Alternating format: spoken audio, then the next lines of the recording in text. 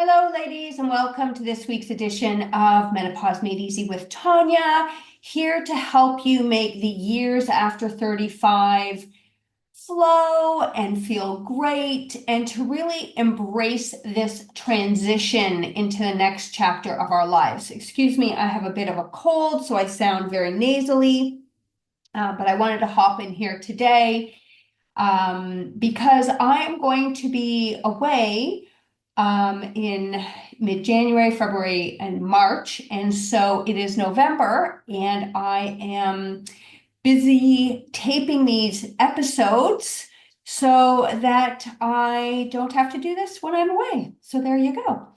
We have just finished an epic 5-6 part series on losing belly fat, which is not just for vanity reasons, but is really important for overall health because we want to have, a good level of body fat on us. We don't need zero, but we need a healthy amount. And many, many, many of you have talked to me about wanting to lose this belly fat. So please listen to all of that. I've got a lot of helpful episodes in this podcast. I wanted to talk a little bit today about brain health because it is really important, and we are not separate. We are a whole being, and we live in a reductionist medical system where it basically looks at different organs and different parts of our body. And the stuff I learned is just amazing. Like, we are just all connected. We're all connected. So, what happens in one area of our body sends messages to another area of our body. So I like to look at the whole approach. You are a whole person, and brain health is really super important. And our brain is made up of some great fats, and it helps us to think. And I have been reading a ton on Alzheimer's. I'll mention some books that I've been reading. Oh, I hope I have them close by here. Oh, they're over there. Oops, just a second. I just did an amazing retreat, and we talked about a lot on menopause. I did a retreat with Lisa, and everybody loved what we had to share. We'll be doing another one in April of 2025. So I put all my books in a bin, and I thought they were right here, but they're not. Okay, but this book I'm holding in front of me, and I love Dr. Lisa Mosconi, Mosconi. And she's also the author of the XX Brain, which probably last year, Carolyn and I did a few podcast episodes together, just really talking about the brain. And I cannot tell you how exciting this is because, as I've mentioned before, you are the CEO of your health. And there are so many things that you can do to help your brain and your body. So I just wanted to basically tell you who Lisa Mosconi is, give you a little blurb on her book here in case you don't want to read the whole thing, and just how we can nourish our brains so that we can reduce this inflammation. And really, by doing daily habits, we really can set our brain up for success. Now, unfortunately, or fortunately, depending on the age that you're listening to this podcast, like most things in life, we don't get Alzheimer's or mental decline from what we did on Monday. It's an accumulation of our habits over the last 20 to 30 years. But that doesn't mean that we're doomed, okay? Because today is a new day. We can start doing different things and having our mindset on board that we are the CEO of our health. All right. So, on that note, Dr. Lisa Mosconi, she's a neuroscientist. She's an expert on brain health, specifically women's brains. And she emphasizes brain care during menopause, when all of these hormonal shifts can impact our cognitive function. And I've done episodes on brain health, or sorry, brain fog. And this is one that's near and dear to my heart only because I'm seeing so many women and men, but mostly women, who are suffering from mental decline. And when we know how to nourish our brain and reduce the inflammation, rather than trying to apply like quick detox strategies, it's so much better if we can just adopt some really great lifestyle habits to support our brain during menopause. So, see which ones you can do. A lot of them we've talked about, but let's just jump in here. Nutrition just always comes top of mind. And I have to tell you, if I knew what I knew now at the age of, well, actually, I started to make a lot of changes when I was 35, but maybe I would have made them in my 20s. Maybe, maybe not. But what I have reflected upon lately is when we don't know, we don't know. Like you can't do better if you know better, or sorry, if you don't know better. And then I also reflect upon the fact that, oh my gosh, I know so much. And thank goodness sometimes I didn't know what I know. But you know what? I kind of take that back because had I known what I know now when my kids were growing up, I would have even been a better mom and looked after my brain and mental state better. So, as you can see, I'm a little conflicted, but I do think knowledge is power. And then when you know these things, you can start to implement them. So when we are looking at our plate on a daily basis, I've talked a lot about a balanced menopausal plate. We really want to make sure that we have a balanced menopausal plate that really has some brain healthy foods in it. And, no surprise, but this is going to be some healthy fats, such as fats from omega-3s, which you must get in your diet because your body does not make them. That's why they're called essential fatty acids. And we're going to get that from fish.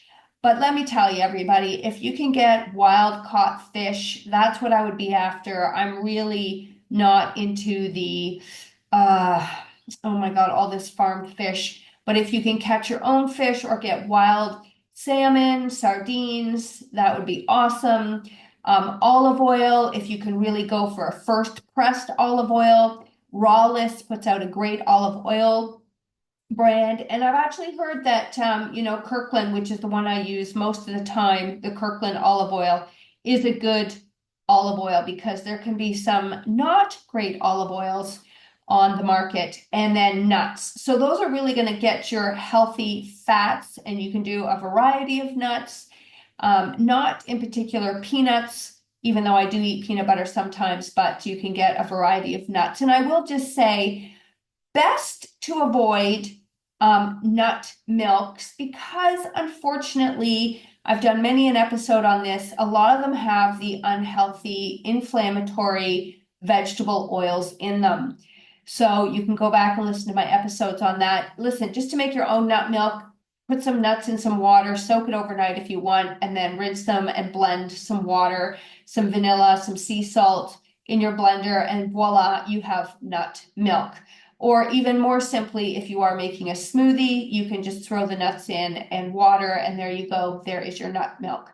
Okay, so healthy fats, your brain is 60% fat. It needs these nourishing fats. Every cell has a membrane around it. You want them rubbing together like grapes as opposed to raisins to help with the communication.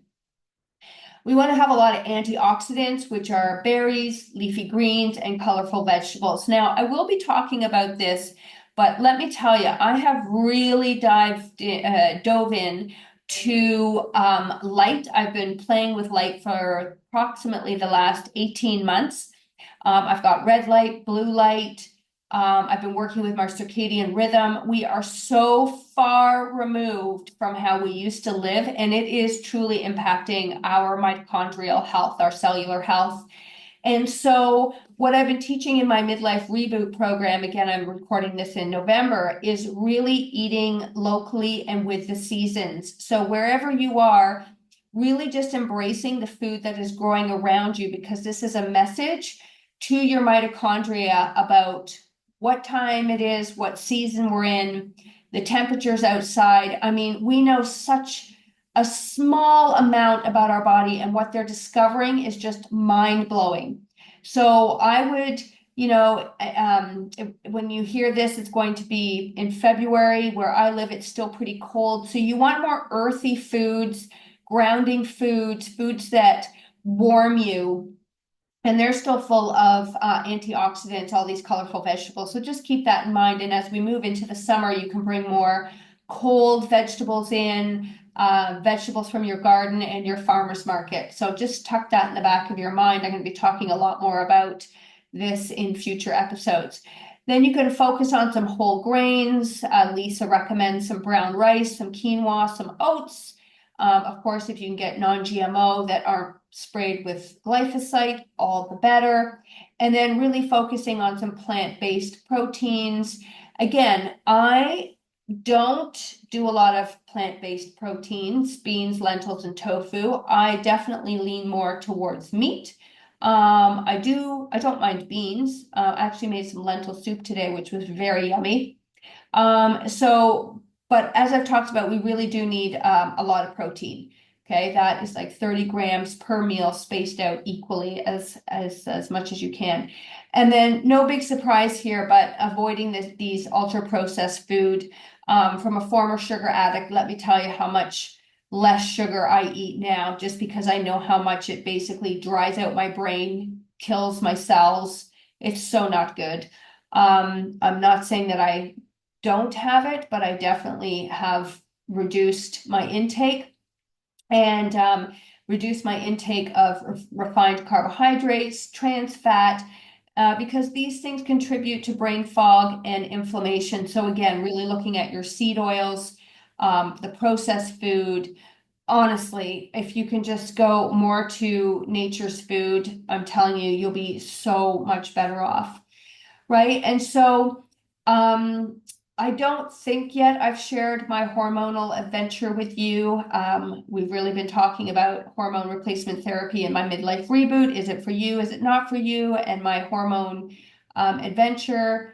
And then perhaps one day I did record 2 episodes, and for some reason, both of them didn't take. So I'm assuming that one day I will get around to it again. But hormone replacement therapy might be beneficial for you to help maintain your estrogen levels, which will help with your cognitive function. But that's a conversation for you to have with your doctor, nurse practitioner, functional medicine person. And I do know this, and this is one thing I do teach in my midlife reboot, is it's necessary to build your menopausal plate, your menopausal workout, to learn how to manage your stress, get your sleep in order, because a pill is a pill is a pill, and it's not the magic solution. It's part of your toolbox. Your brain detoxes when you sleep. It's super important. I was teaching this back in 2013, 2014, when I was teaching my Busy Mama Detox, Busy Mama Reboot programs. And we need sleep. If you're not getting sleep, this is top priority, right? And so poor sleep can, worsen brain fog. When you don't get proper sleep, you tend to reach more for those simple carbohydrates. Your body just cannot handle functioning throughout the day. So sleep is number one. We've done some episodes on sleep in here.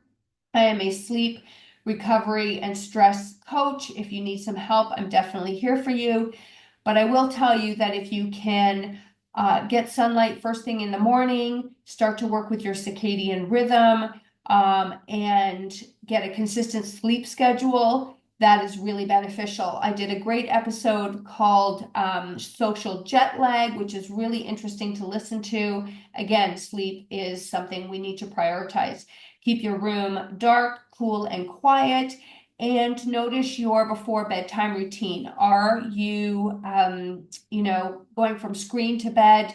Do you have a light routine at the end of the day? Do you have a bedtime wind down time to get you into relaxation mode and to sleep? So I have been working on this. I have to tell you, it can be pretty challenging. I'll do an episode on it, but especially when you're working with other people living in your house. My husband's like, why are we living in a cave? It's so dark in here. I really try and keep the lights to a minimum because light, oh my gosh, we could just dive into this. You know what? I'll just wait for another episode. Anyway, okay. Physical exercise. Oh my God. I just hope you're moving your bodies after all the episodes I've talked about movement. Movement is the number one antidepressant. Movement is everything. We are just not moving like we used to. We must move. Like this is a priority. It really, really is. And oh my gosh, we've been having so much fun with different movement classes in my Vibrant Living Academy and just getting out of stuck patterns. And it is just something that is so beneficial for your brain because it increases blood flow to the brain and supports neuroplasticity. Once upon a time, they thought that your brain, once you learn something, that was it. But now we know that if you hear something over and over and over again, you start to connect these neurons together so that you can develop new habits. And this is why it's really important to actually listen to my podcast and podcasts that speak this same language of that you are the CEO of your health, because the more you listen, the more you are connecting these neurons together, the more you start believing in it, and the more easily you can start to change. So it's so important that you really are aware of what you're feeding your brain. Anyway, back to exercise. You know, we have three different categories here. We have aerobic exercise. I'm a huge walker. I just got a weighted vest. I love it. It's called rucking, but that's something that's going to put a little overload onto your muscles and bones. There's a reason why this may be, and I'm going to tell you in one of our upcoming episodes on the grandmother hypothesis. But walking, I'm not a runner, I'm not a jogger, and I rarely get on my bicycle just because I have 3 dogs. So walking is my go-to aerobic exercise. And then when I strength train, which helps to regulate your hormones and maintain your muscle mass, because most of us are under muscled, it's becoming a huge problem.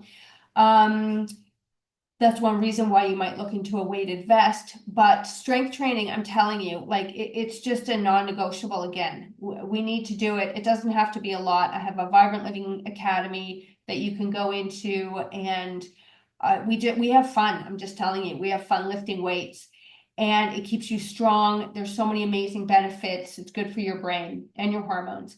And then the other category is mindful movement. So yoga, Pilates, stretching, rolling, blocking, which will help reduce stress, right? Stress is not good for our brain.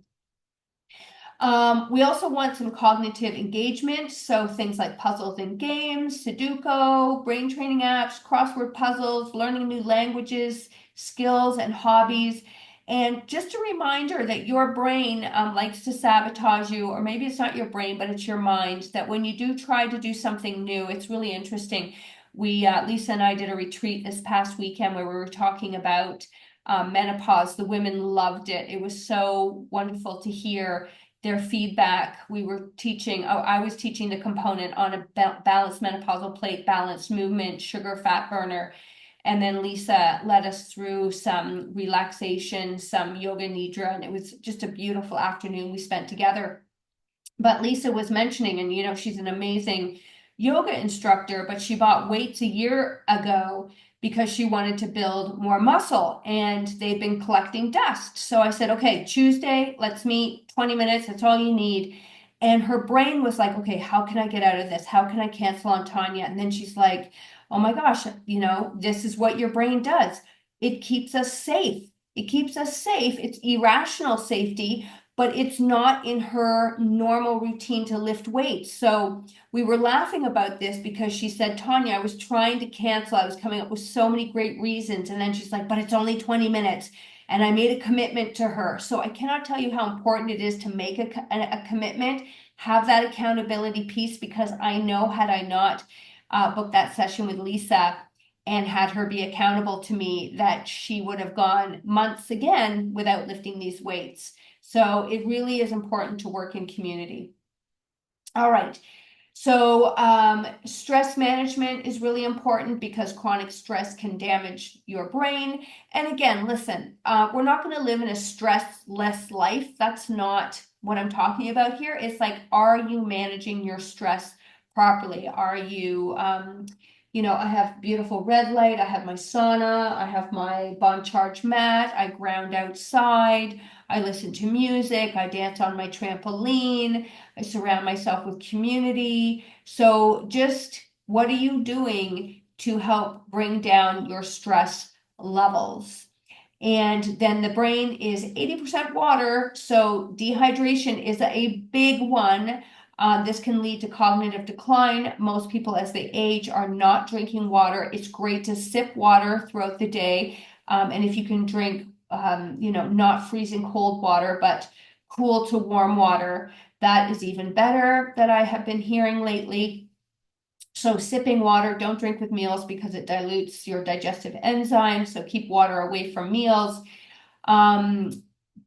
Yeah, sipping the water. And oh my gosh, we could go down a water rabbit hole, but I won't do that today. All right, so those are some tips that really summarize what her book is talking about. So if you don't have time to read it, there you go. I have found, I've read probably 250 books over the last few years on menopause or listened to podcasts, and my brain is just overflowing and the information is great. And I love how many doctors are stepping up and saying, look, I had an hour of menopausal training in my whole medical career, and I just think that's appalling. And they're really, like, doctors are really starting to, again, I'm talking in November of 2024, doctors are really starting to say, listen, like, we need to do better. This is unacceptable. Every woman, be she lucky enough, goes through menopause, and we have been calling them whiny women. We haven't been giving them the time and attention that they deserve, that they need. There's a lot of women suffering that don't need to be suffering.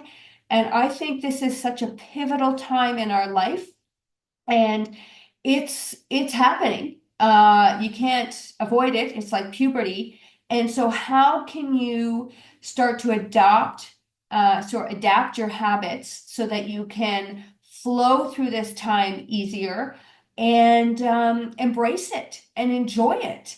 And I think with all the new knowledge that's coming on, and just understanding that you are the CEO of your health, so you have so many things that you can do, you can really start to change the health of your brain. Oh, I'm going to mention these two books. Just a second here. Where did I put them? Where did I put them? Where did I put them? Here's one of them, and I will try and find the other one. It is called, oh, there it is. Okay. One of them is called The Alzheimer's Solution, a breakthrough program to prevent and reverse the symptoms of cognitive decline at every age. And this is written by Dean and Aisha Sherzai, that's Sherzai, MD. Great book, radically reduced risk of Alzheimer's disease by 90%. I concur with them that, and I've mentioned this for years, that Alzheimer's, mental decline, is type 3 diabetes. It's a problem with the fact that we're eating way too many refined sugars and carbohydrates. And as we go through this aging process and, our hormones are declining, we cannot handle the same amount. And so I'm sorry, but you got to get your diet online and you got to build muscle. Like, I don't know what else to tell you, but anyway, that is that. And then the other book is called, I can see it from here, and The End of Alzheimer's Program by Dale E. Bredensen, Bredenesen, MD. And apparently he has to have a bodyguard because he is saying that Alzheimer's is preventable. And I agree with him again. If you look at the mismatch of how we are living compared to how we used to live, oh my gosh, when you start learning the stuff I'm learning, you just really start to see all the threads come together. And again, it's our responsibility to look after our health. And I'm sharing with you all the things that I do and what I share with my clients. And if you find you're not doing them, it's up to you whether you want to invest in yourself enough to really put your health in your hands. So there you go, everybody. If you know somebody who would like to take care of their brain, keep it sharp, mental, no matter what age, there's always something you can do. I have definitely made some changes over the past year, and that empowers me. So I hope I've left you with some empowering habits that you can start to do. And again, if you need me, I'm here. Please share this with all the lady lovelies in your life, because let me tell you, there's no better gift than health. No better gift. Hands down. Without health, you really have nothing. So let's band together and keep us all healthy and strong and wise, so that we can share our wisdom as we continue on our life's journey. All right, ladies, big hugs, and I will see you in the next episode.